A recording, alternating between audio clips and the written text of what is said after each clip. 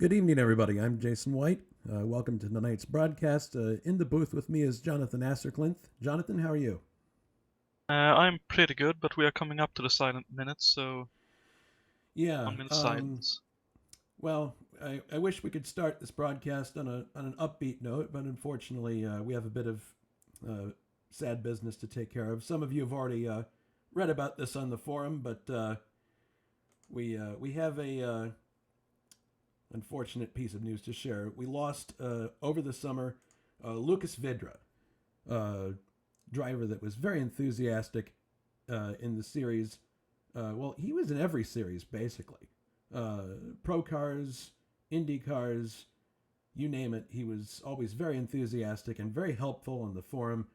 He did a lot of tables for us completely of his own accord. He enjoyed the process and he was always willing to help in any way he could. His motto, if I remember back in the forum, was "I'm a simple person. I see a McLaren, I take it." And that was indicative of his sense of humor and his passion for the mark that he enjoyed. So wherever you are right now, we would like you to join us in a moment of silence to remember our friend Lucas Vidra, gone far too soon at only 26 years old.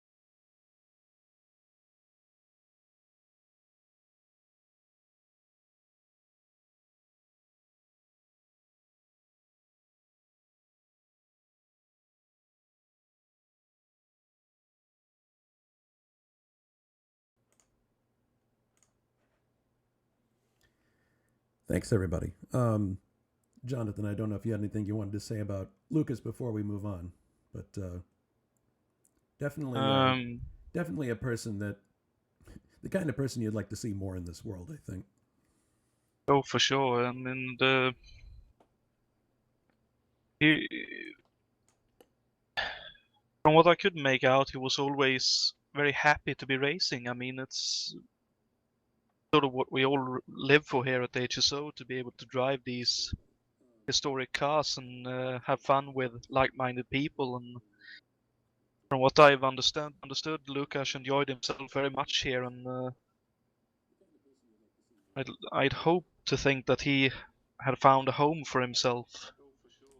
Just really cruel that he was taken away from us and his family and friends way too soon. Yeah, if any of his family and friends are listening, we're thinking of you, and we share in your um, sorrow and disbelief that Lucas is gone. It really is. It's hard to believe, and it's tragic. So hard to go on from this to the race itself, but we do have a couple of races to run today, and I'm sure if Lucas were here, he'd want the show to go on. Um, but we're thinking of him, and we wanted to start the broadcast with just remembering him since that happened over the summer. So thanks everybody very much. And thank you, Jonathan. All right, so the warm up session is about 4 minutes, 4.5 minutes to go in the warm up session, and it looks like, if I'm not mistaken, David Yunt's going to be on the pole once again. Although I think No, actually no. not. Just while you were sorting things out for the broadcast, Cesarius Slapinski lasted in a 47.308 to take pole by about 400ths of a second. Wow. Well, that's interesting. I mean, because we're used to David Yunt having the stranglehold on this championship, but and this would be Cesarius's second pole in this series, if I'm right. I do believe you are correct. Riding on board was, this is Austin Johnson. Let's see if we can. Cesarius is in the pits right now, but this is Austin Johnson. Be curious to see where he lines up. We're going to have the starting grid for everybody in a moment. Once it'll be evident once we go to the race session. Let's take a look at the point standings while we have a moment here. So, as I mentioned, David Yunt is on top, 80 points.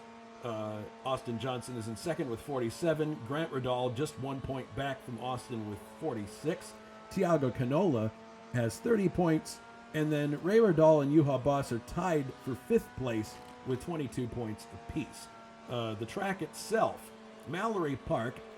It's funny, this track looks like a kiwi to me. if it like without feet, if you look at it from the right angle, it's kind of an oval-like course with that somebody yanked the corner of. It looks like 1.35 miles around. The first race this evening will be 40 laps in length, or just 54 miles. The second race that we run will be 30 laps, and that'll be after a short break. And a second qualifying session, unfortunately. And a second qualifying session. Oh, Austin's getting his accidents out of the way now. So, what do you think we can? What do you think we're going to be seeing in this race?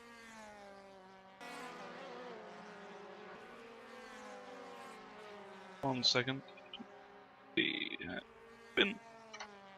Sorry, just had to answer the question on the server. Well, I reckon if everyone survives for 1.5 laps without any major crashes caused, we'll probably have a very clean race, since the field will be relatively spread out at that point. But of course, the risk is that very tight hairpin towards the end of the lap, where a lot of action can take place, as well as going through turn 1, a very, very long sweeping right-hander. Those of you who have raced at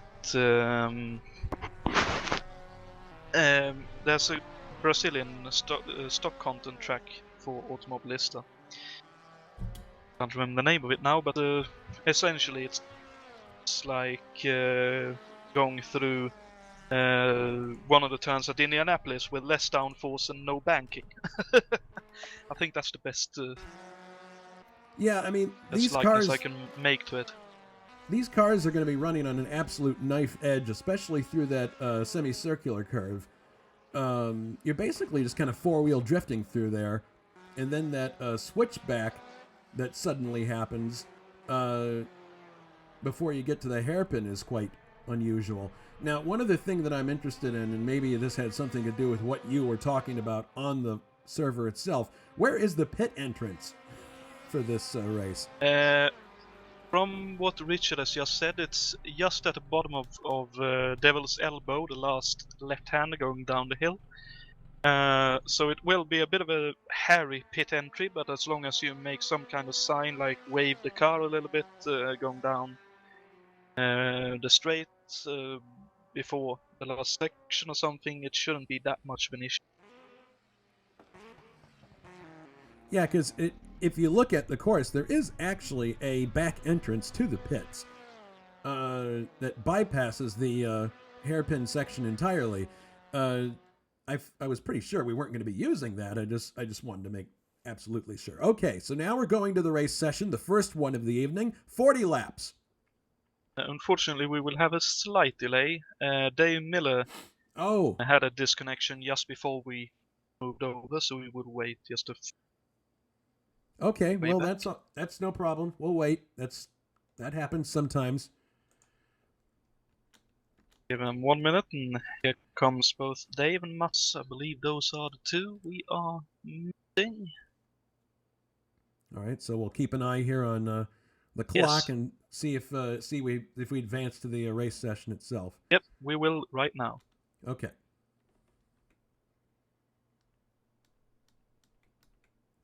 All right, so we're looking at the grid now. We're waiting for the cars to appear. And as we mentioned, Shazarius is on pole. He's still in the garage. Like most of the drivers, I think everyone is a little bit worried about tire wear, considering, as you said, it's four-wheel drifting through the long sweeping turn one. Yeah, you wouldn't normally think about tire wear being an issue with cars that aren't this powerful, but yeah, they're going to be definitely taxing the tires through those turns, and they're going to be coming to a almost dead stop in the hairpin. So yeah, it's this course is, you look at it and you just say to yourself, this doesn't look too challenging. Now, within the simplicity of this course, I think people are going to find that being consistent is going to be the difference between winning and losing, or getting in the top 10 or not. Definitely. All right, so you can hear the cars revving. All right, so now we're going to go off on the parade lap, and here is your grid. On the pole, Cezarius Lipinski in the G-Class Glider March. Second is David Yunt in the first of the Alpines. Third, Tiago Canola, Peter Bloor Racing. Fourth, Austin Johnson, also Peter Bloor Racing. Fifth is Grant Riddall. Sixth, Juha Boss. Seventh, Adam Hackman. Eighth, Steve Parker. Steve's had really bad luck lately. I hope he can have a decent race today. Ninth, Richard Coxon. 10th, Ray Riddall. 11th, Gerard Rion. 12th, Jason Whited in the first of the Martinis, I believe. 13th, Little Al Aquino. 14th, Brian Janik. 15th, Pascal Mikola. 16th, Bruno Chacon. 17th, Anders Nilsson. We haven't seen him for a while. Your countryman. Yep, really good to see him back. Yeah, 18th is Dave Miller. Mrs. Dave is watching on YouTube. Hello, Mrs. Dave. 19th is Joe Miller. I don't believe we've seen Joe for a while. 20th, Philippe Martinelli, another longtime HSO competitor that we haven't seen for a while. 21st, Jonatan. Good luck to you today. 22nd is David Saber. 23rd, Victor Alsaker. We haven't seen him. So there's a lot of faces here that we haven't seen for a while. Michael Griffiths, 24th. Gilles Lalonde, 25th. 26th, Hansa Mild. 27th, Marcelo Oliveira, who is a rookie. Matos Moll is for 28th. And 29th, Gerardo Magnano. All right.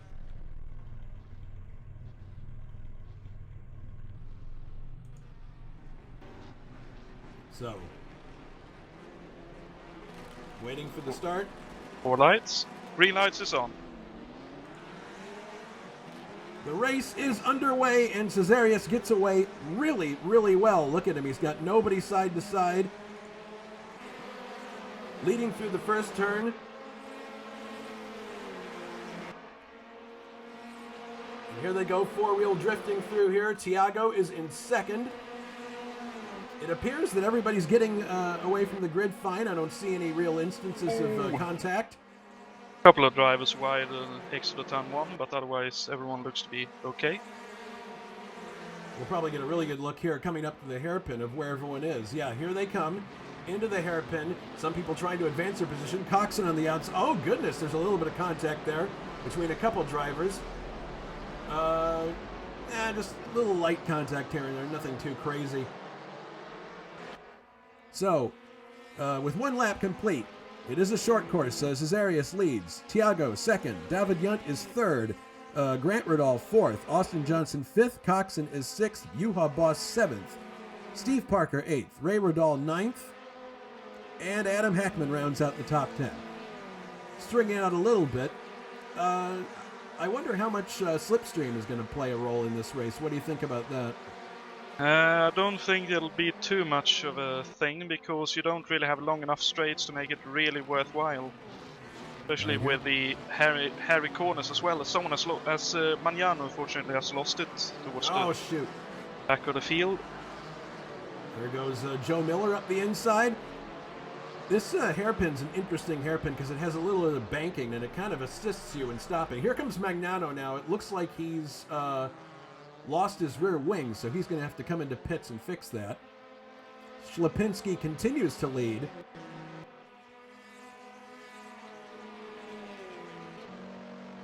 Riding on board with David Yunt now. This is an unfamiliar sight. David not in the lead, but he is currently holding station behind Tiago, and we'll see if he can close up any.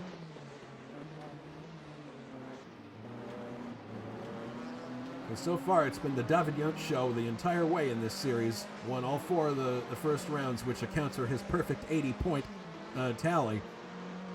But I don't know. Maybe David is just keeping his tires cool. We're going to see what happens.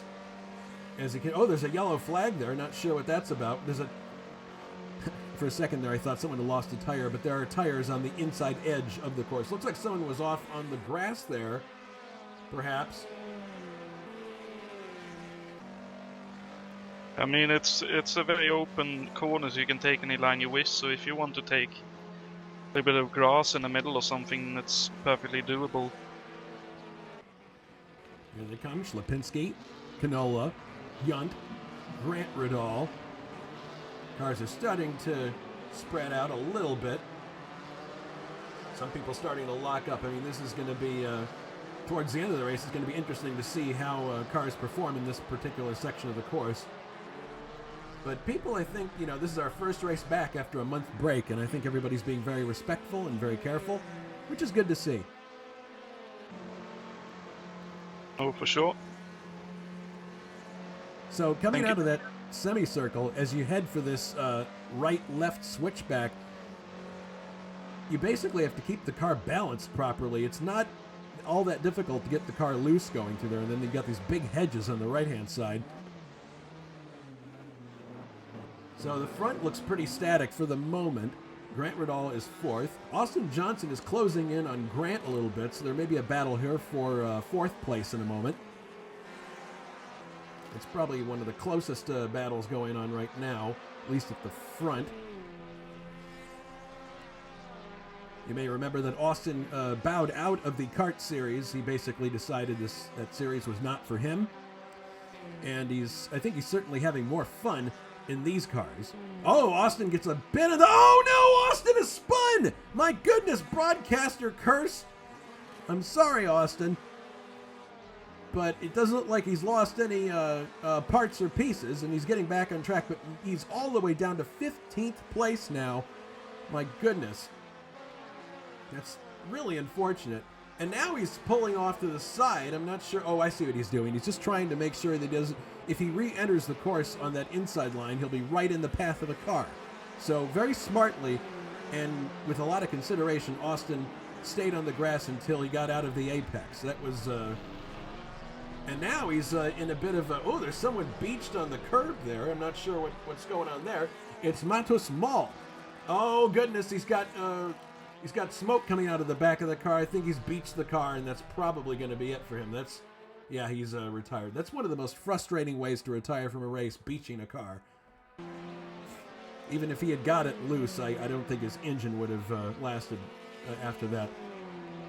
So Austin is all the way down to 21st now, and he's running with Richard Coxon now. So his chances of scoring points in this race are pretty much done. But it does look like he's got a nice battle going here. Coxon coming up the outside. It looks like he's going to attempt an outside pass into the hairpin, and he does get it done. Nicely executed.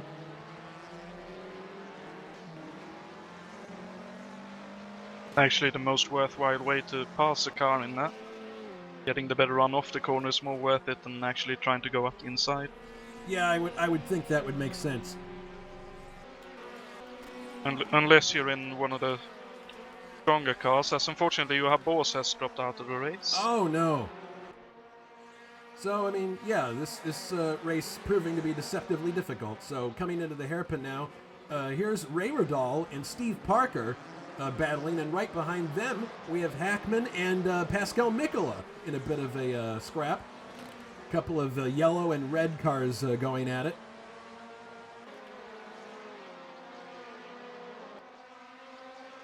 Looks like potentially an overtake happening here. Ray sizing up Steve Parker. It's good to see that Steve has made it past the first lap, and that's not a dig against him. It's just that he seems to have had a lot of races this year that have ended on lap 1, an inordinate number, and usually it's not his fault. All right, coming through. Oh, yeah, there's another car that's off just to the right there. It looked like it might have been one of the white cars from near the back of the grid. That's Gilles Lalonde, I think. Oh, it's Gilles Lalonde. Okay. So Radal lost a little bit of pace coming into that section. And for the purposes of scoring, Ślepinski still leads. Canola second, Yunt third. Grant Radal is fourth. Steve Parker is fifth. You're watching Pascal Mikola, who is following Adam Hackman through the semicircle bend and now heading up to the right-left switchback. And he does seem to have a bit of a run on Hackman. We'll see what happens when they get through here. It's going right. Oh, a little bit onto the grass, but he keeps the car under control. Now heading to the hairpin. Let's see, he's looking at the inside. Let's see if he can get underneath. No, not quite enough room there. But just ahead of them, things are starting to heat up with Ray Radal and Steve Parker. I believe Ray just got... No, he hasn't gotten by him yet, but he's definitely close. This is a great shot, watching him go through this semicircle. It reminds me a bit of the Buenos Aires track that Formula One used to run, and that it's just like a constant speed, and it's basically a situation of maintaining balance. Now, Ray is looking... Oh, he had a notion to go up the inside of Steve, but he just didn't. He thought better of it. Hard to believe that this is lap 11 already out of 40. This is a very short track, so they reel away quite fast. Ray doesn't get the job done there, but... Pascal Mikola has gotten past Adam Hackman. Let's see if we can see a replay of this. Here's the view in a replay from Pascal's car. Let's see where he got it done. Looks like he got it done in the hairpin. That's a guess, but I'm guessing it's a pretty educated one. Yes, down the inside. Takes him fairly easily. Might have been a bit of contact there, but it was low speed, so probably no worse for wear. And you can see how much these cars hang out on that corner. Yeah, Hackman's 8th. Jardrian is in 9th. 10th is little Al Aquino, and he's being followed closely by Brian Janik. Brian Janik in 11th place. Oh my goodness, what was that? I'm not even sure what I just saw, but Alberto Aquino just suddenly flew up into the air. I don't know what happened there. Let's take a look at this. Maybe he hit a tire or something? I don't know. They're going into the hairpin here. Watch very carefully. They come out of the hairpin. Did he clip a barrier or something? He did! He clipped the edge. If you look, he clipped the edge of the curb, and it sent the car flying. Unbelievable. These curbs are pretty donut-shaped, but that's really unfortunate. So it's probably going to be sending him all the way down to the bottom of the list, no doubt. Meanwhile, Ślepinski is still in the lead. Grant Radal is basically in what we would call a solid 4th, meaning that there's lots of distance in front of him and lots of distance behind him. David Yunt doesn't seem to be making too many inroads, but Canola is definitely closing a little bit on Ślepinski, and there's traffic just ahead, so we could see a battle for the lead here. Tiago Canola, you're riding on board with him now. Ślepinski, he's looking up the outside as they head to the start-finish line, starting lap number 15. That was partly my fault. I had nowhere to go, so I held Slapinski up just a tiny bit there. Well, My apologies to him, but well, Tiago's definitely got the slipstream, and you can see right there, Slapinski is on the ragged edge. He is, as they're coming up to Gilles Lalonde now.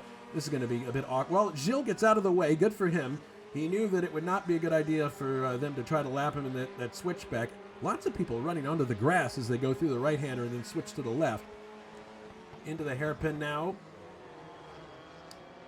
Tiago and Slapinski doing a good job of saving their tires, not locking up, which I would think would be pretty critical if you want to have a good run at the very end of the race.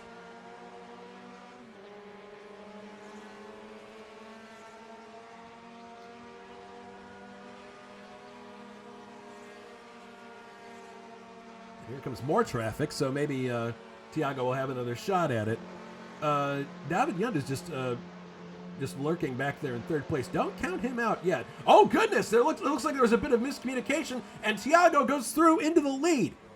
I think that was a backmarker situation. Let's look at a replay of what happened here just now that promoted Tiago to first place.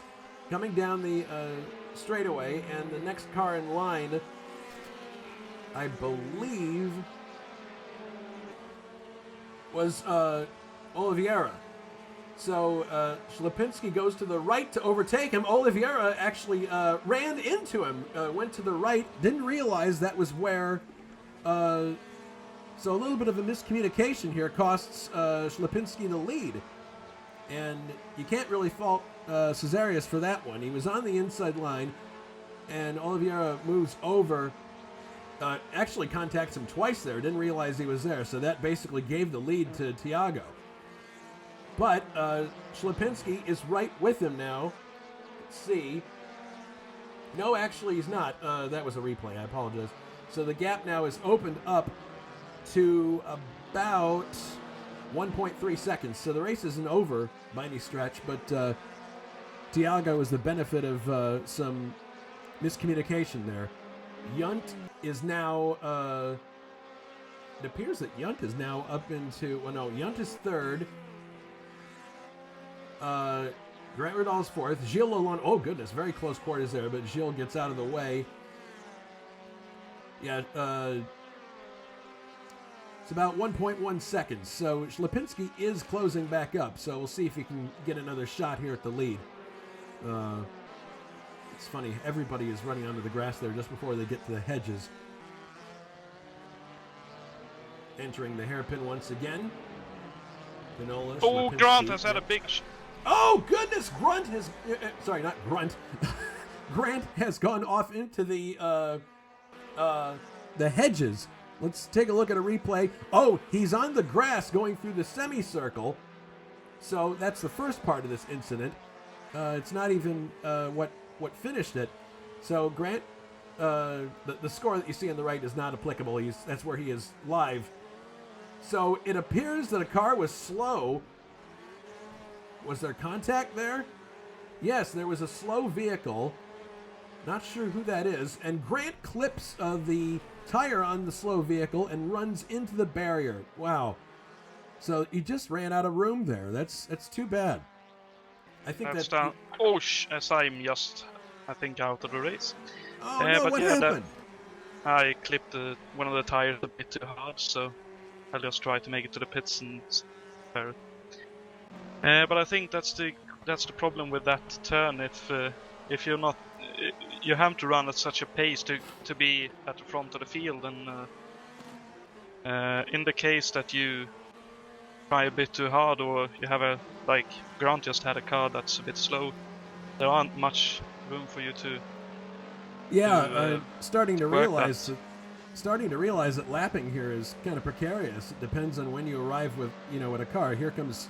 I mean, ideally, you'd like to do it the way David Yunt's doing it right now. He comes up to the hairpin and just outbrakes a car. That's easy.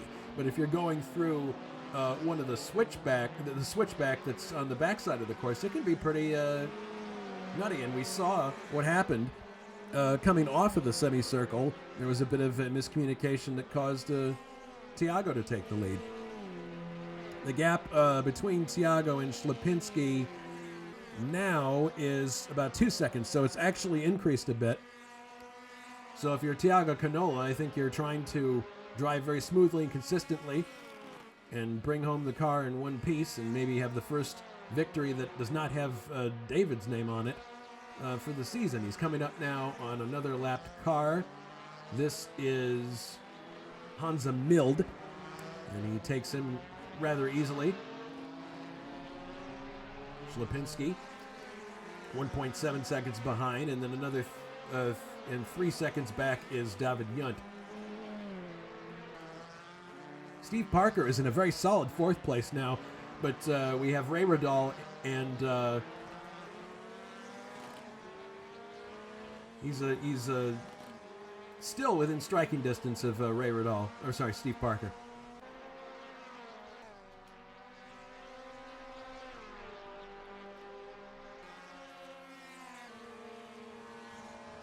Heading through the semicircular turn, you can see there how basically, like we mentioned before, it's almost like 4-wheel drifting through this corner. It's a little bit on how you have the car set up, but the really fast guys are surely 4-wheel drifting and using all the road and then a bit more for a couple. Ray having a slight look on the outside, but there's just not enough room there. But he's definitely, and here's a lapped car that they're going around right now.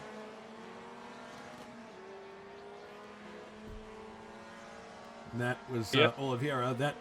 That overtake uneventful. So we'll see. It seems that Ray has got more pace than Steve in this semicircular turn. And yeah, you can see how he reels him in slightly. I mean, there may be differences in how people are running their wing settings here. But Steve had a faster exit there. Now into the switchback. And now basically everybody's running onto the grass there at this point. I guess tire wear is really starting to be a problem. Into the hairpin. Ooh, Steve locks up just a bit. Oh no, Steve has spun out! Oh no! Steve Parker spins out, and now he's got all kinds of cars coming towards him in the hairpin. This is not a good situation. Oh, poor Steve. Now he's got a gap. He spins the car around. He can rejoin. He's all the way down to 11th place. Make that 12th, but really good job, Steve. Oh, you know, hats off to Steve for handling that situation the way you're supposed to. In the heat of the moment, sometimes the lizard part of your brain can take over and you make the wrong choice. Here's a replay of what happened. They come out of the hairpin. Steve gets the power on just a bit too much, spins the car around, and now here's the danger portion. People are coming around the corner. Steve knows that if he tries to rejoin, it most certainly will be an accident. He waits for a gap, does a really nifty 3-point turn, and gets the thing going again. I don't suppose that's a 3-point turn, but you get what I mean. So, too bad for Steve, but he definitely has the pace. Maybe he'll have a better result in the next race. Here we have Dave Miller. Let's give Mrs. Dave's man a bit of TV time. He is running in 9th place, so he's inside the points, and he is being pursued by David Saber at the moment. Looks like a pretty even fight so far. David Saber in the Chris Andrews March.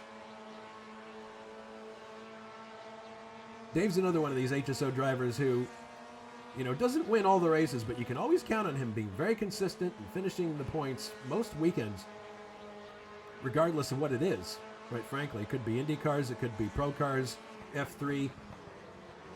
And into the hairpin now. These two seem like they're pretty evenly matched. Yeah, despite running different chassis, they are running very well together. Mikola, now that he's gotten past Ray Radal, he's got a pretty quiet race going on at the moment. Oh, Shlapinski's in the pits. Oh no! What happened? You're right. Shlapinski's in the pits.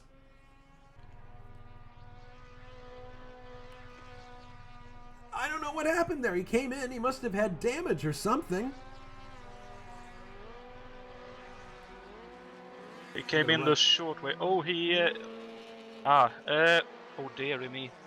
He tried to go around one of the blue I think that's a march, and in the long sweeping first corner, he tried to go around outside of that blue car, and the blue car just came out a little bit wide due to, well, these cars not having enough downforce, and unfortunately there were the tiniest bit of side-to-side contact, but it was enough to unsettle Slapinski's car, and he lost his rear wing. Yeah, his rear wing hitting is well, it's visible in the replay, but I gather that it was and Slapinski stays on the grass there, and then he takes the back way into the pits. I wonder how that's going to be scored. That means he'll complete the lap. It's not a problem on that. I mean, what we said in the briefing is if you have an issue, if you know it would be a danger, take the back way. Why not? Yeah, It's a bit like they do at Road America, where you can straight cut quite a big portion of the track if you know you're having a big issue. I think they allowed that at Long Beach too with the hairpin. You could do a back entrance way into the pits to avoid the hairpin if you needed to. But you had to have an issue of some kind. So with the issue that Cesarius just experienced, that basically means Tiago is out in front very solidly. He's leading David Yunt by almost 6 seconds. So provided Tiago can keep going here, and knowing him, he probably will, we're going to have our first different winner in the F3 Series this year. Tiago driving. Yep, and I just saw. Sorry, go ahead. No, it's all right. Tiago driving a customer March. Well, these are all customer cars, but what I'm alluding to is that the March is a pretty common car in this series. The Martinis are few and far between, and the Alpines there's only a couple, but the March you see plenty of in this series with the bucket wing in the front. Pretty distinctive design that March was famous for in the 1970s. Their cars in Atlantic Series and Formula One kind of had a similar feel around this time, 1973. So we got 10 laps to go now, and looks like it's probably going to be Tiago and David 1-2 if there's no other crazy stuff happening. Slapinski seems to be rolling in the pits now. Juha's in there as well, but I believe he's out of the race. Oh, Slapinski has retired. Well, there goes that, unfortunately. I reckon he tried to repair the car, but I'd expect there to be a bit of suspension damage as well. And around here, when you're so on the edge, any kind of suspension damage is more or less. Coxon is also out of the race, unfortunately.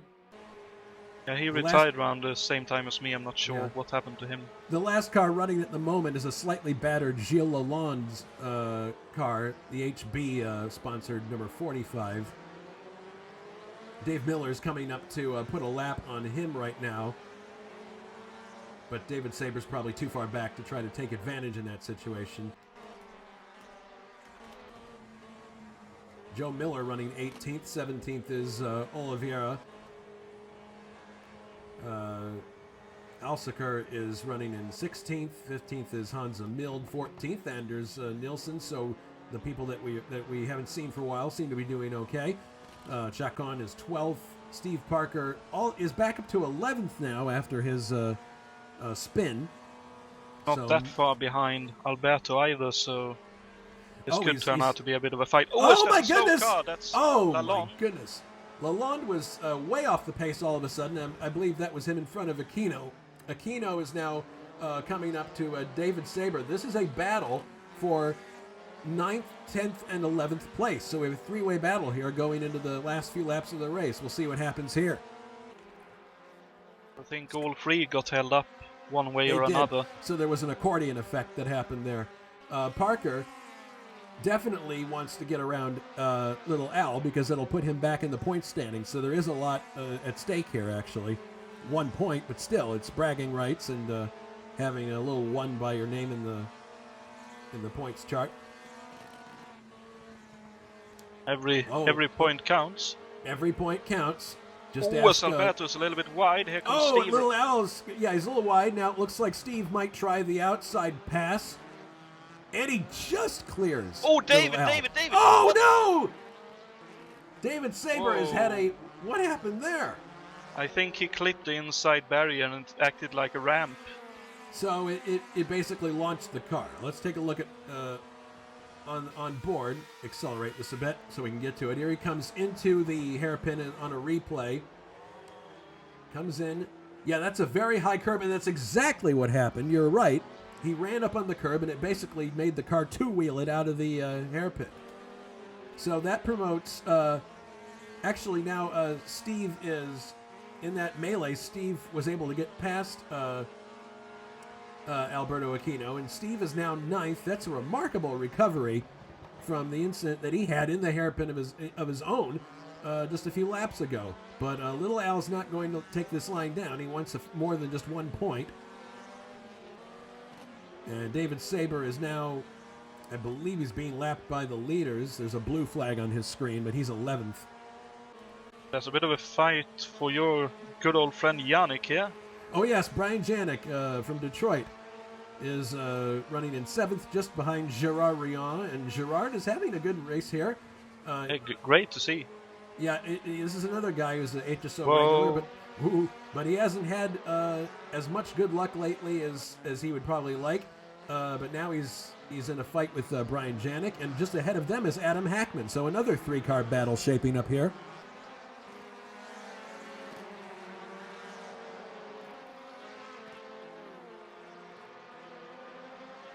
And Anders Nilsson got him back past Jason Whited, 13th and 14th, so they are enjoying themselves. Janik is now right behind Gerard Rion, ready to pounce at any opportunity that presents itself. And as we've seen in this race so far, I mean, there are instances where things can happen very deceptively quickly. Okay, another There's yellow flag yellow up here. I'm not sure what this is about. Maybe somebody off the track. I don't see anything. I think it was a car being lapped. There's someone fairly slow. Oh, Anders Nilsson has presumably had a slight issue with a spin or something. He's at a spin, but he gets out of the way. Now Janik is right with Gerard, and so is Hackman, and he's got a bit of a roll here. Looks like he might be able to attempt an overtake. Brian goes to the inside. Gerard leaves him the room. Very sporting. Oh. Very close, though. Gerard's now on the outside in the gray stuff. Oh man, very close racing here as they come out of the corner. Very close Good corners, job, boys. But very fair racing between these two. Very respectful. Oh, Gerard's back. Gerard seems to lose a lot of speed when his car gets loose like that. Okay, here comes Brian up the inside. Probably will get it done here. Yeah, he'll need to do a park pass, so to speak. Oh! Gerard's still on the outside there, and he's going to pull back ahead. This is a fantastic fight. Another yellow flag here. Not sure unfortunately, what that is. Anders Nilsson is heading for the pits, so presumably he must have hit something. Must have had some kind of damage. So we have 3 laps to go now in this race. This is probably the best battle in the course right now. Although Hackman is now starting to streak away. I think because of that scrap between Rion and Janik, it allowed Hackman to get away a little bit. Mikola is 4th, but it looks like his tires are starting to give him some trouble. Ray is 3rd. David Yund is 2nd, and Canola is in the lead. So Canola's got 2 laps to go until he gets his first win in this series. And he is currently leading by 9 seconds. So I would say that the domination of David Yunt is over, but I think that'd be a foolish statement because he's only 2nd in this race. It just happens to be that he's not in the lead in this instance. Tiago, in some way, has found the perfect balance for this race, and David is helped a little bit too by the what happened to Schlepinski and Austin. So here comes Brian again. Sorry to cut you off. He has a great run. Oh, he has an excellent run. Oh, down the inside. You need to get up there and park it. He gets the overlap. He gets just in front of Gerard Rion. So more yellow flags here. I'm thinking it may just be overreaction from the server to something. Maybe a car parked in the garage and it's a little close to a beacon of some kind. Yeah, probably. That was a great pass by Yeah, Brian. really well done, and he did get frustrated with the previous ones. He set him up really well. So Tiago, Yep. Sorry, go ahead. no, Tiago's heading for the backside here. He's got to be really careful because he's got two slower cars in front of him here. They are fighting for position. I think that's Parker Yeah. and Actually, Queen are still at it. This is the final lap. My apologies. And that is a battle for position in front of him. So if Tiago's smart, he's just going to ease off a bit and just bring the car home. He's got the space to do it. In fact, he's been considerably slower this lap. The gap has dropped from 9 seconds down to 5.5. So, interesting. There he goes. And there it is. Tiago Canola wins round number 5 in the British F3 Series. Very, very good drive. Second goes to David Yunt. So that will give him more points in the championship. And the Riddle family, despite Grant having a bit of an issue, at least Riddle Sr. will get a podium here, so really good job from him. Yeah, here comes Ray across the line, third place. And Pascal Mikola is going to finish in fourth. There he is. Adam Hackman fifth, just ahead of Brian Janik, who is sixth. Seventh, Gerard Rion. Great Dave drive Miller, from him.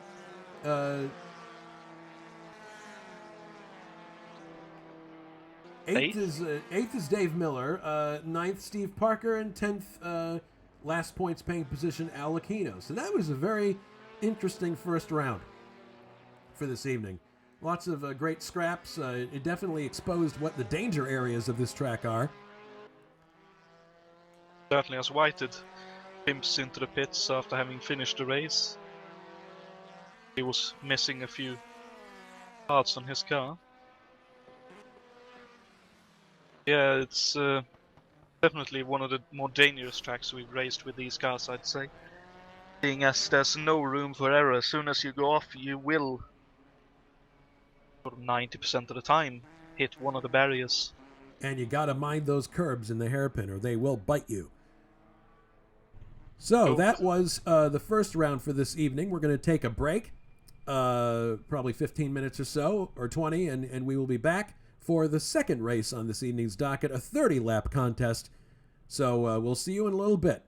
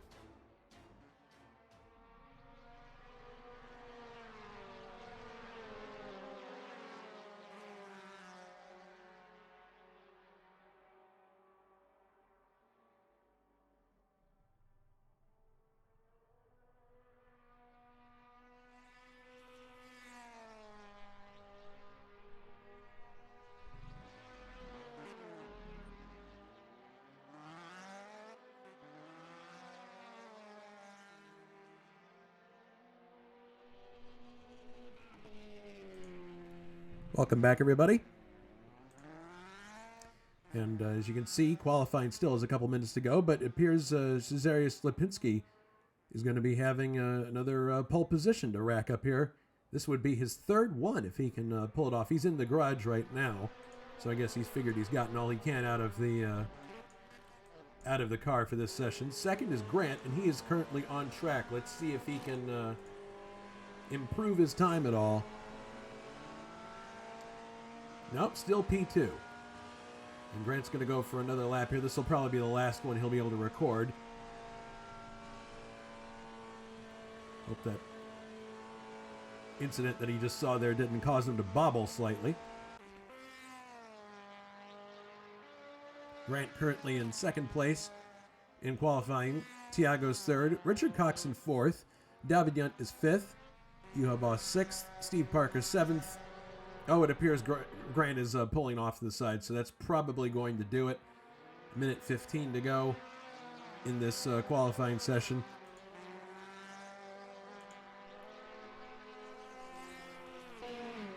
There's Canola, and he's in the red on this lap, so it looks like he won't be improving either. Richard Cox in fourth. David Yunt is in fifth. Let's have a look and see if he's able to improve as he crosses the line.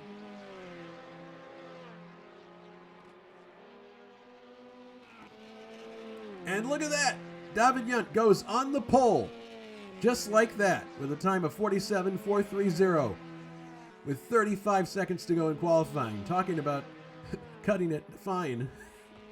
Goodness. David Yunt was mentioning in the chat, that this is just not the right kind of track for the Alpine, but there he is, digging deep and pulling out the fantastic lap that gave him the pole just now. And he's not going to bother completing this lap. He's slowing down now. But and Tiago's is spun in the hairpin, so I think everybody's pretty spent. And indeed, the session is now over. So David Yunt will be on the pole for the second race. Cezarius Lipinski second. Next row will be Tiago Canola and Grant Rodal. Third row is going to be Richard Coxon and Juha Boss. Next row, Steve Parker and Ray Rodal in the top 10 will be rounded out by Austin Johnson and Little Al. So lots of big heavy hitters at the front of the field this time. Not that there weren't the previous time, but looks like it could be a pretty combustible start. We'll see how it goes.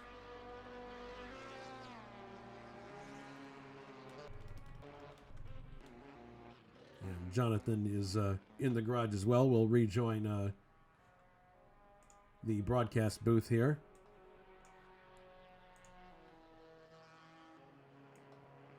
Channel switched. Well, sounds like you're in good spirits, Jonathan. Well, there's two really close runs. Me and Matos Mall, I did a 49.071. Matos did a 49.072. 1,000 between us. At the top, it's 24 thousandths of a second, just 3 thousandths of a second. But Cesarius, with the last lap dash, surpassed David Yunt to take a second pole position of the meeting. Yeah, we saw it and crossed the line, and we got it on the broadcast. He just, with 35 seconds to go, pipped and got first place. So pretty impressive run. Indeed. This after he was saying that the Alpine is just not the right car for here. So perhaps he made some changes in the during the practice session. Who knows? But or perhaps he just happened to get a good slipstream on a certain lap. But in any case, another pole for David Yunt. And it's a pretty interesting mixture up front there. While we have a moment, we want to remind you about what's coming up next Sunday at HSO. And this is a race that we've been looking forward to for a long time, the Marlboro Grand Prix at the Meadowlands. This is the first time we are racing at the Meadowlands. We didn't race this track the last time we did Kart 88 because we didn't have it. It was the only race we couldn't do. But this time, for this version of Kart 88, we do have it completed. Alberto Ibanez has done a fantastic job on the circuit. It's very accurate. done from satellite photos, and I've tested it a bit myself, and I think we're in for a real treat next Sunday. There will be cars available, and more than just the lowly Dale Coyne car. There should be at least one. Back to the action. This track, as I was alluding to earlier, is reminiscent of a Brazilian track, and the one I'm thinking of is Cascavel, which is a very undulating. I think it's a 6 turn track with one right-hander. Very reminiscent of this one, except we are going right instead of left. Up and down the hill here.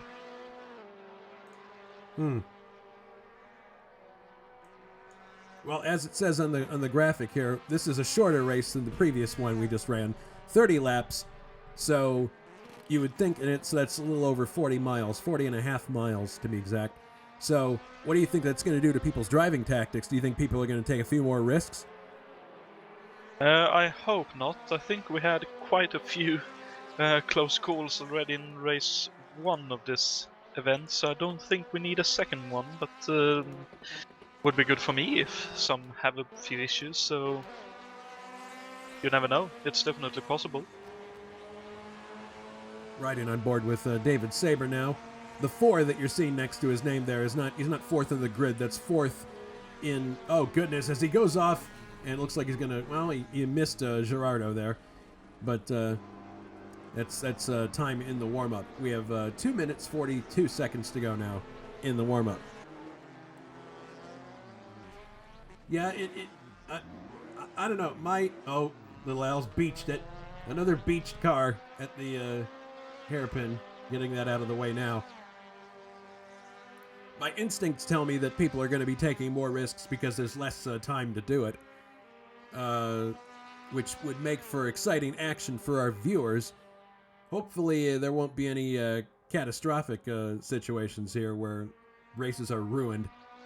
But fingers crossed. We'll see how it goes. I think it'll once again be, as long as we survive 1.5 laps without any major incidents, we will probably have a good race going this time as well. Yeah. Another thing we should probably point out, I don't have a graphic associated with it, but we have another Wednesday night series coming up, don't we? We have indeed. It's the Super Tourenwagen Meisterschaft. The German Super Touring, one of the German Super Touring Championships. I believe there were technically 2 with the DTM going on as well. So we will be racing around tracks like Hockenheim, Spa-Francorchamps, Zolder, Nürburgring, as in the modern shorter layout, not the Nordschleife, obviously.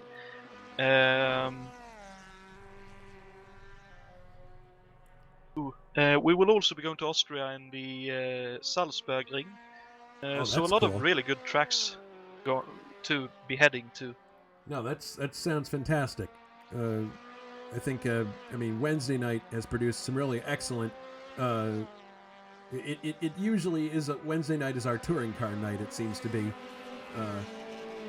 in HSO more often than not, and we've got another really nice Wednesday night series now. So that's really cool. Well, it's more of a series where you can more or less plug and play. You can't do that much to the car, and they are fairly easy to drive. It's very intuitive, so it's generally quite easy to get up to speed in those cars and have a good race, because those cars promote really good racing. Well, that's good. I mean, we're all fans of good racing around here. All right, so the warm-up is just about complete here, and we'll be going to race number 2 in this docket. Actually, for the purposes of the championship, it's round 6. 30 laps. Of trying to survive for us drivers. Well, we'll see. It'll be interesting to see what kind of a race David Jund has this time. If the qualifying's any indication, it could be quite different. Certainly.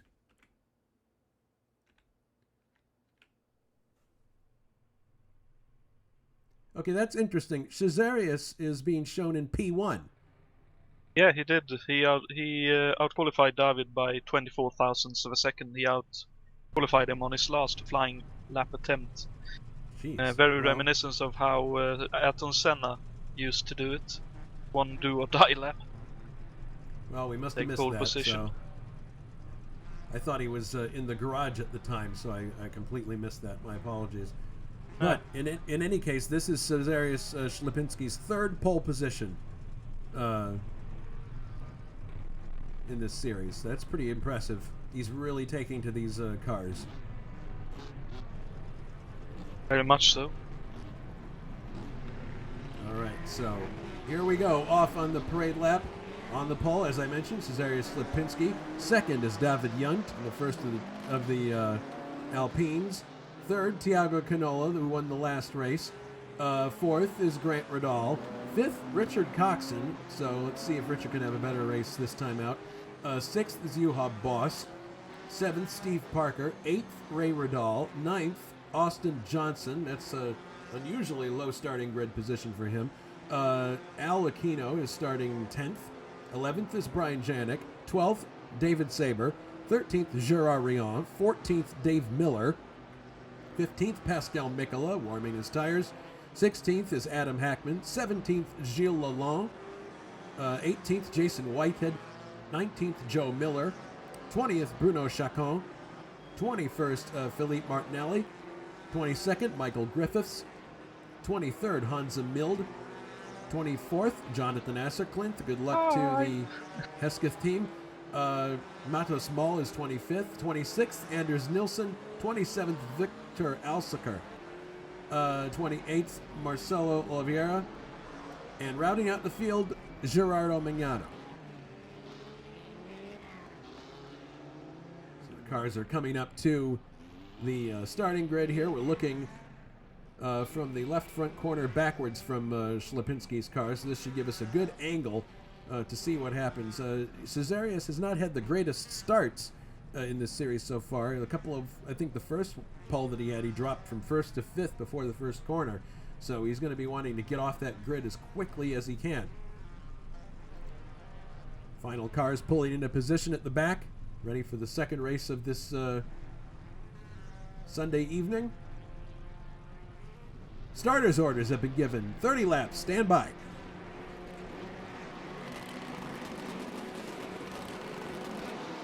And the race is underway. Very even getaway at the front of the grid. It looks like Thiago's a bit bottled up here behind Cesarius Ślepinski. But actually, now he's coming through into second place. David Yunt drops to third. Grant Radal appears to be fourth. So a very clean start. And a successful start from Cesarius. Couldn't have gone better, I don't think. But now here comes Thiago, or David Yunt is coming up on the inside of Thiago. My goodness. Lots of close quarters battle here. We'll see what the running order is when we get down to the hairpin here. Yes, Cesarius is in the lead. Oh goodness, a little bit of contact there coming into the hairpin, but nothing too crazy. Lots of locking up, obviously. Cold tires. As they come now into the start-finish area for the first time. Lap 2 starts. Cesarius leads. Thiago Canola is second. David Yunt is third. And Grant Radal is fourth, running right behind David Yunt. This is a really close battle right now. Grant, of course, had an accident in the previous race, so he's going to be looking to rebound from that. Oh, goodness, it looks like Grant ran over some tires there. He's onto the grass. Oh, but he makes a good recovery. Appears to be all right. And we got first through fourth running right together here, coming out of the hairpin. You can throw a blanket over these cars. David Yunt stuck behind Thiago Canola here. And like I mentioned before, there's less laps here, so we may see a lot more action in this race than we did in the previous one. Thiago staying just ahead of David Yunt. And Grant Radal has got Richard Coxon coming up a little bit behind him, but of course Coxon is being hounded by Juha Boss.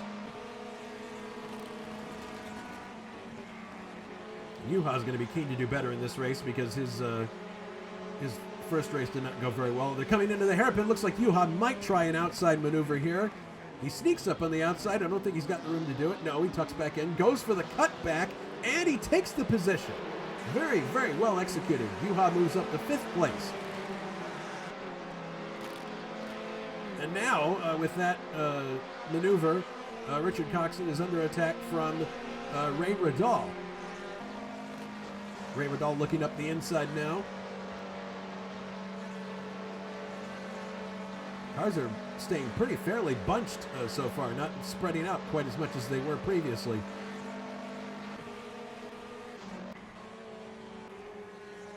Slipinski continues to lead, gets on the grass a little bit there. This guy's got to be careful coming into that section there, where the cutback is. People locking up brakes seemingly a little bit more than they were in the first race. But so far, so good. Oh, and now Tiago definitely has a roll on Chazarias. We'll see if he can close here. He's certainly closer than he was the previous lap. Coming into the switchback now, right.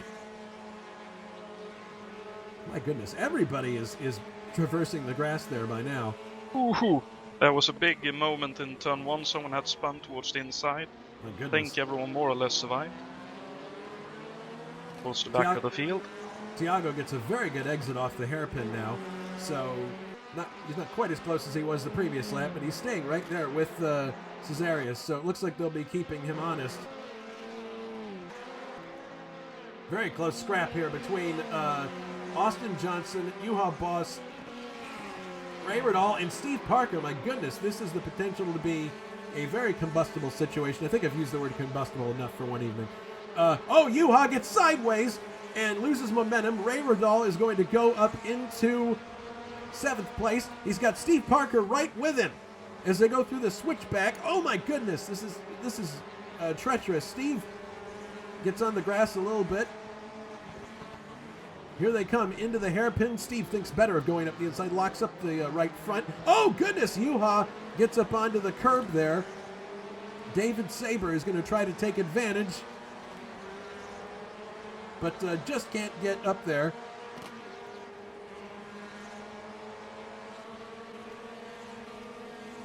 Austin Johnson continuing in 6th place, so all that action was happening behind him. And Coxon is in 5th.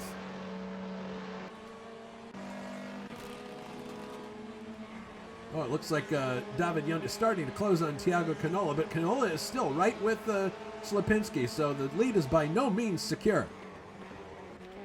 Coming into the hairpin again.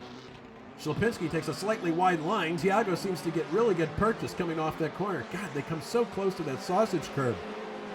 Too close for my comfort.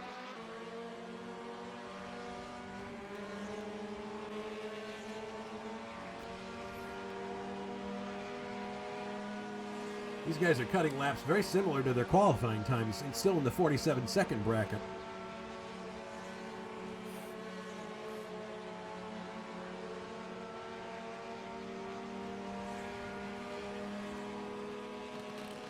Oh, Slipinski definitely pulled out a bit of a gap there.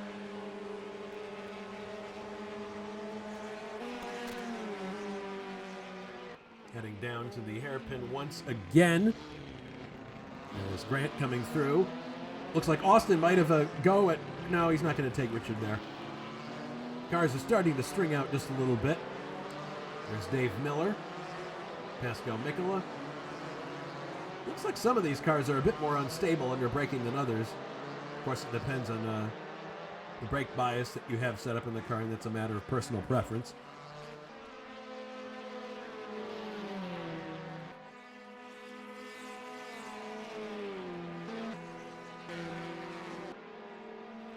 Oh, Coxon has gotten by Austin Johnson.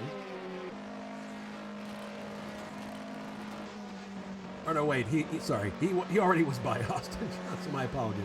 Austin runs onto the grass here. It looks like Austin, though, has got a bit of a roll. We'll see if he can overtake Coxon. No, there's not enough room there. These guys got to be really careful. Those curbs. Oh, goodness! Austin gets loose, and he loses 2 positions. Ray Riddall and Steve Parker passed him in one swoop there, and now it looks like he might lose a position to Yuha. Indeed, he does. Yuha goes up. So just that slight slip there cost 3 positions for Austin. So this is not his day. Back down to where he started, actually. So whatever gains he made on the start, he has lost in just one small miscalculation. But now he's got, looks like he's got a little bit of a slipstream on Yuha. He's having to really correct the car going into that switchback. Into the hairpin. Cars compressing together. Oh man, very close to that curb. We saw what happened to Little Al in the previous race. Nobody wants that to happen.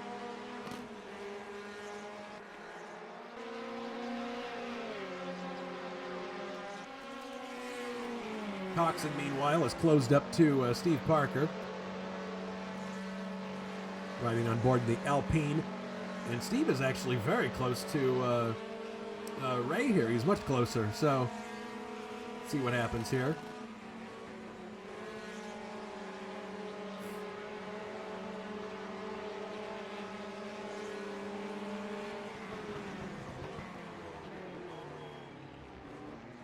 Looks like Ray might have grazed the inside curb just a little bit there.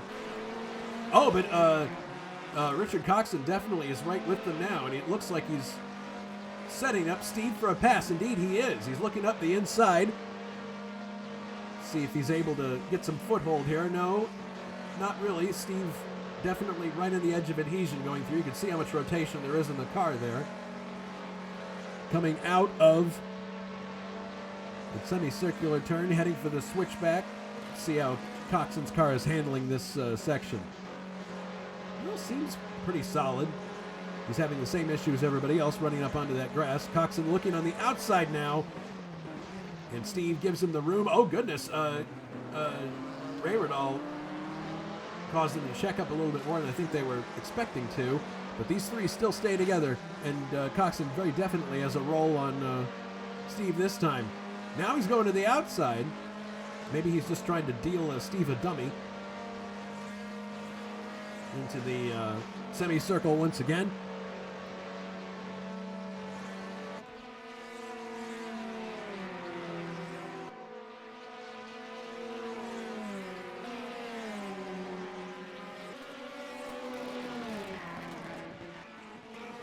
At the front, it is still Schlapinski, Canola, and Yunt, with Grant Riddall fourth. Oh, goodness. Coxon looks up the outside, but just can't get it done. Now, he's going to go for the inside, but he just doesn't have the momentum to get alongside. It looks like Steve is having an issue going up through the gears. He's losing momentum as he upshifts. Oh, my goodness. Slight contact there as Richard went for the outside. He probably would have wanted Steve to leave him a little more room. But again, this is real estate is at a premium on this track, as we've seen in the previous race. So let's see if Richard can do a outside maneuver for the third time on the hairpin here. Maybe the third time will be the charm for him. Yellow flag in this section. Not sure what's going on. Steve brakes. Oh, he actually tapped the rear end of Ray Riddall there. But now, yes, Coxon gets it done. He was all the way alongside. Let's look at that in a replay from the point of view of Richard. Accelerating to the hairpin here. All right. Stays on the outside. Steve brakes. Kind of gets bottled behind Ray. And Richard's got the outside corner set. And basically that's textbook. Fantastic work.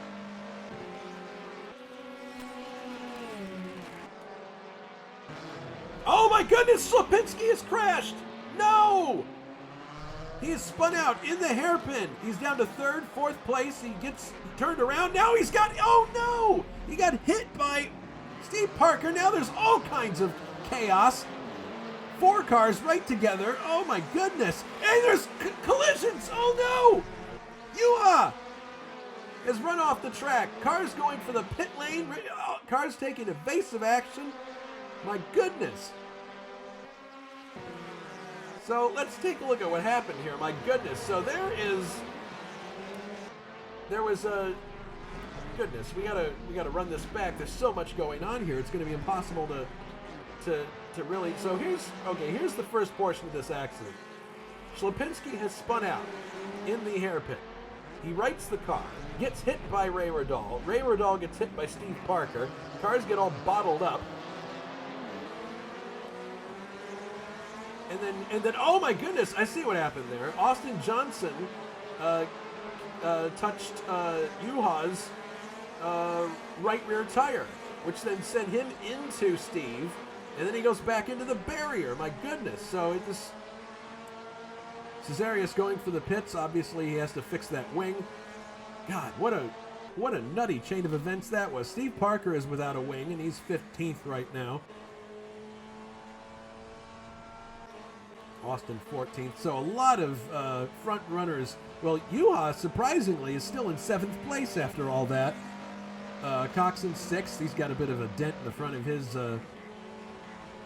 car. Unfortunately, Griffiths is out of the race as well in all of that. Saber is 5th. Ray Radal 4th. Grant Radal is 3rd. And that basically promotes David Yunt, our series leader, into the lead. So, my goodness. So in much the way that Tiago was the recipient of some good luck in that race, it looks like David is the recipient of good luck in this race. Not that he would like to see anything befall he wants to beat his competitors in a straight-up fight, I'm sure, if he had the choice. But looks like it was just a driving error from Cesarius at the hairpin, which is too bad.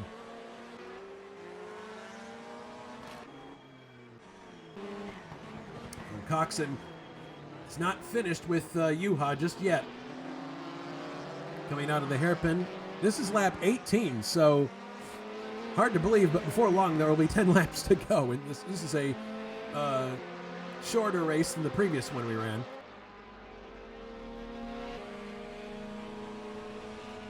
Coxon staying right behind, taking a slightly wider line than Juha through this bend. I'm really amazed that Juha is still in 6th place after what happened back there. That's remarkable.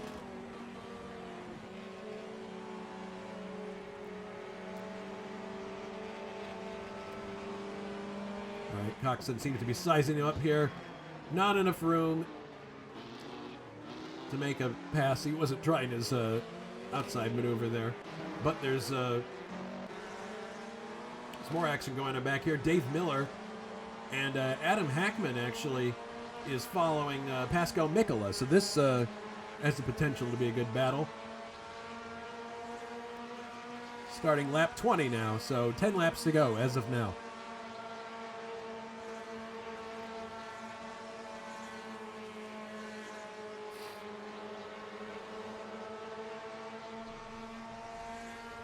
If my voice sounds different for our viewing audience, it is allergy season here in the Midwest. And even though I'm medicated, still have quite a nasal sound to my voice, so hopefully it'll sound better next race that I cover. Heading into the hairpin again. Looks like Pascal's got pretty good purchase coming out of the corner. Oh, Dave Miller is out. Oh no! What happened to Dave? I don't know, I just noticed he is a DNF here. We did see a puff of smoke. Oh, Dave is against the barrier. This is a replay. Let's run this back, see if we can see what happened. Oh man, I think I have an idea. Oh goodness, he rode the barrier all the way around.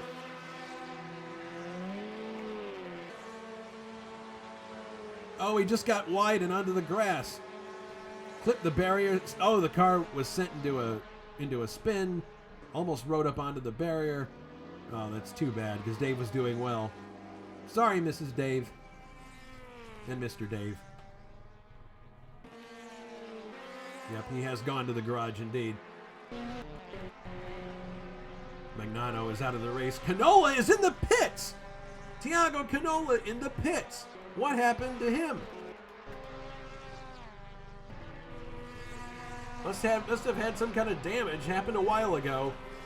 Goodness. So that basically is putting the race in the palm of Tiago's hand. I'm sorry, of David Young's hand. There he is. His lead is now 7 seconds on Grant Riddall.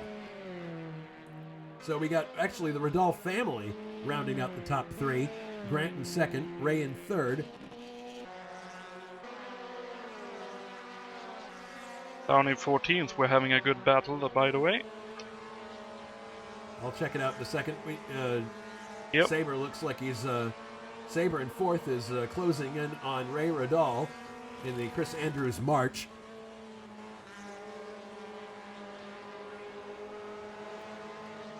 He's got a good roll here. He might be able to do it. He's on the outside. Now the line was protected well by Ray.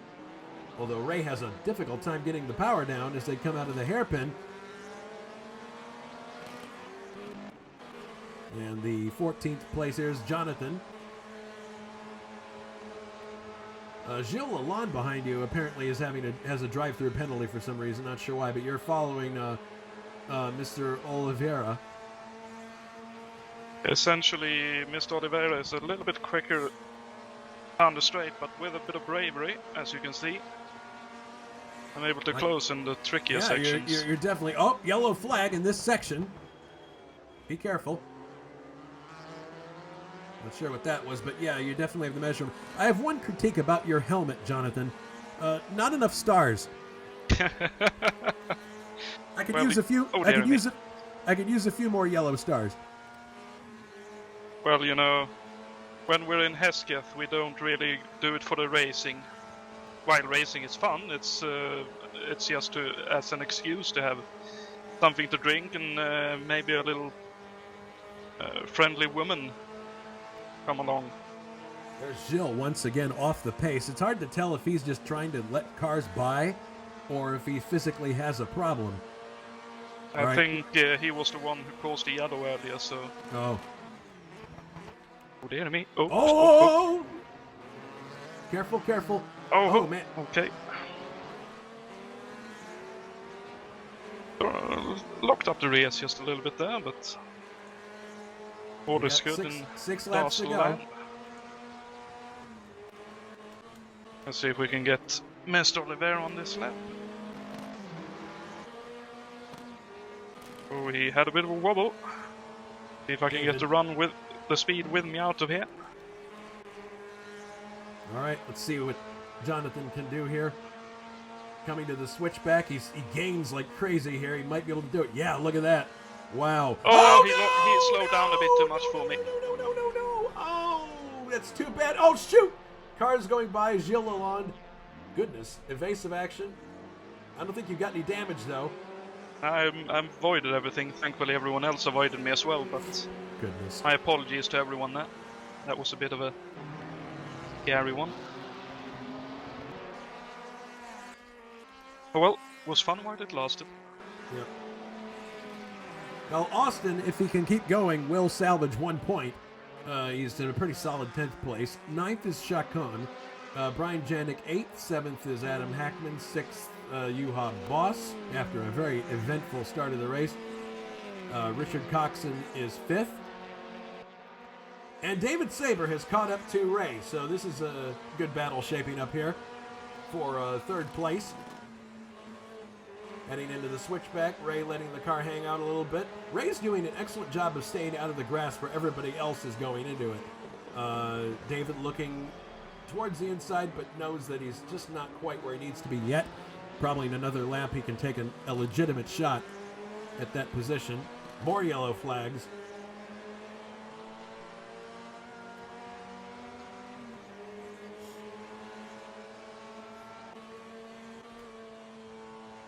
That yellow, I think, will have been mine. Grant cruising along in second. And David Yunt leading. He's got 2 laps to go.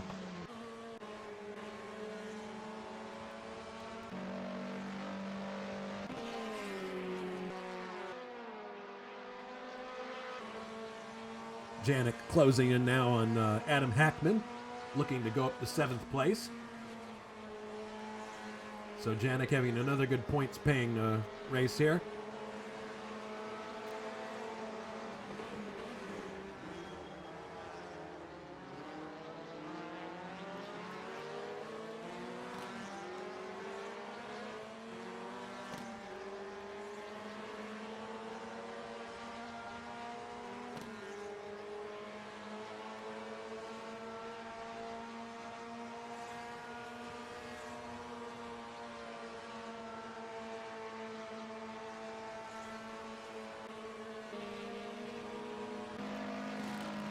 Oh, Coxon is now closing in on David Saber, so there could be a battle here for 4th place. The battle that was brewing between, Oliveira is being lapped here. Oh, slight contact between Coxon and David Saber, but nothing serious. Pretty square hit as they entered the hairpin. But I think Coxon is well placed to try to get another position here. Top 5, given what happened last race, would be a nice turn of events, but we'll see. He's having a lift going into, everybody lifts going into that semicircle, but kind of a choppy accelerator application there. Now, Anders Nilsson is yielding to David Saber. Oh, goodness, that was very close. Richard Coxon almost ran into the back of Anders Nilsson, but just cleared him. Now, it looks like Coxon will be able to attempt an overtake. He's on the outside. He takes the line away on the... Oh, slight contact between himself. Oh, no! David Saber has hit the wall. And he's spun. My goodness. Let's look at the replay of this. As they come into the hairpin... And they were going for the exit. There it is, right there. He spins around. Let's see if David can get back going again. Yes, he... Oh, no! David just got clipped by Adam Hackman slightly there. The question is that going to be a hit that's going to cause a lot of trouble? There's the contact. It seemed like it was low speed, so hopefully it's okay. But, my goodness. So we're on the final lap now. Oh, I believe. Yeah, we actually finished. Oh shoot! David Young wins the race. My apologies, I was so wrapped up in that hairpin craziness. Grant Riddall 2nd, Ray Riddall 3rd, Juhas 4th, David Saber 5th, Janik finishes in 6th, 7th Coxon. Those promotions up the chain, I think, were because of what happened with Adam Hackman hitting or running into the back of David Saber. Bruno Chacon 9th, Austin Johnson 10th, Little Al 11th, Joe Miller 12th, good result for him. 13th, Gilles Lalonde, 14th, Anders Nilsson, 15th, Marcelo Oliveira, 16th, Philippe Martinelli, 17th, Jonatan, Acerclinth, Thiago 18th, Gerard Rion 19th. So a bunch of people had unfortunate stuff happen in the final round there, or the final lap. So that was rounds 5 and 6 of the, or those were rounds 5 and 6 of the F3 series. And I'm going to have to make a quick exit here because I have an event I have to go to. But any closing thoughts, Jonathan? Sorry, your race took a kind of a funny turn at the end there. Well, it was fun while that battle lasted. I got to have a small one with Philippe Martinelli afterwards, which is always very nice. But yeah, it sounded like there was some close, hard racing going on around here. I think I can understand why they don't do bigger races around this place. It's a bit too dangerous. But yeah, good to see someone else than David Junt win, even though David is a friend of mine. It's nice to see someone else take the top spot. And yeah, looks like the championship is on for the rest of the year.